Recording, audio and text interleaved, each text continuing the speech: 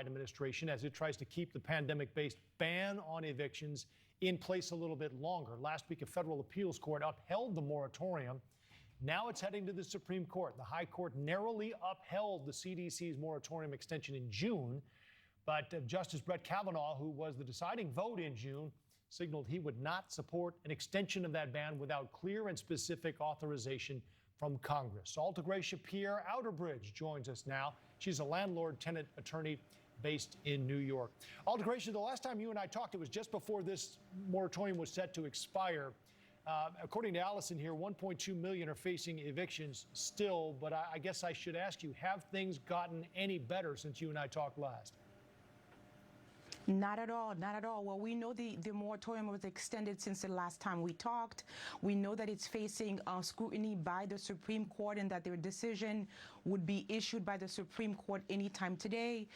We know that the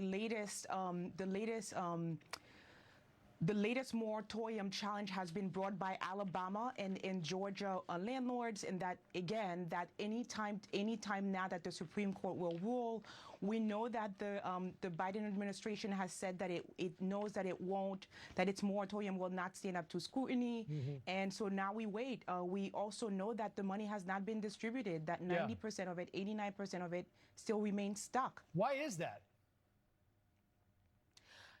Exactly what was just said before me, right? There are many, many barriers. We assume that people have internet access. We assume that folks have computers.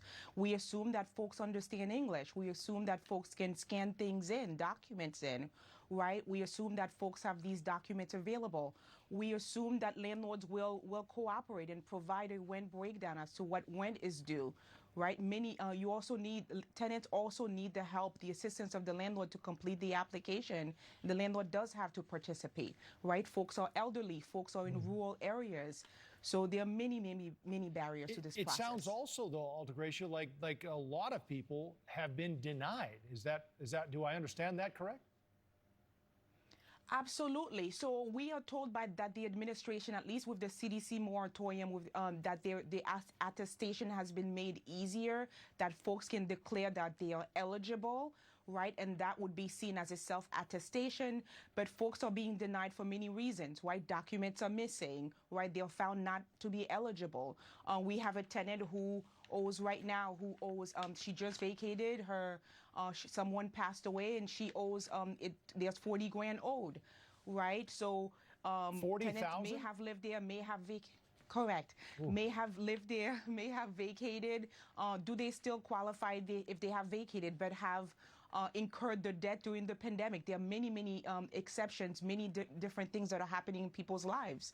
And do you qualify if you don't live there anymore? So those determinations have to be made on an individual basis, right?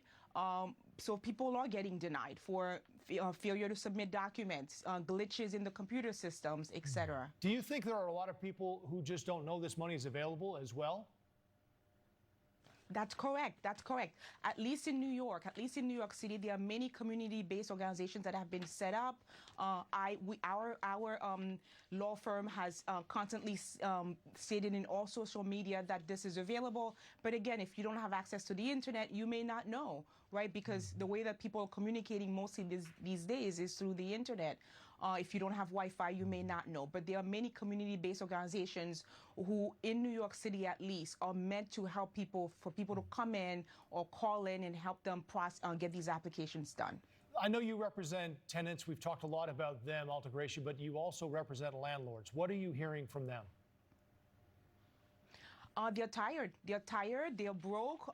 Landlords call and cry. Landlords who are owed 200 grand in luxury apartments. Folks who rent luxury apartments who are not paying 40, 50K a month in rent. Landlords are easily owed 200-300K, right? We get many calls a day from landlords who are saying, I'm losing my home.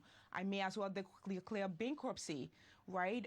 There's no reason, who's looking out for us. So we direct them to the legislature and say that it's not quite, it's not quite a court problem. It is, but it's also the legislature that has decided to do this. So they need to be calling their legislature, who represents them, and making their demands there, Right. their grievances. You're a lawyer, Altagracia, but I'm sure, knowing that, you're not willing to guess what the Supreme Court will do. But it seems, anyway, like this moratorium will not be extended. We'll find out soon. Right now, it's set to expire on October 2nd. What happens if it isn't extended? If it is extended, then we are looking at mass evictions, right? Landlords will say that there won't be mass evictions, that the courts are backlogged anyway. So once the formal eviction moratorium ends, the courts have to deal with the backlog of cases. So we believe that there is going to be another moratorium. But what is said is that there'll be a mass of evictions. Whether that is true is something to be seen administratively. We also know that if the Supreme Court does not reverses this moratorium, right, that the Biden administration plans to appeal it, which would actually probably take it through October 3rd. President Biden himself has stated that this, exactly, when it expired, that he would, either way, we would get to October 3rd. Hey, Altagracia Pierre-Outerbridge, it's great to see you again. Thanks for your insight. Thank you. We have some breaking news from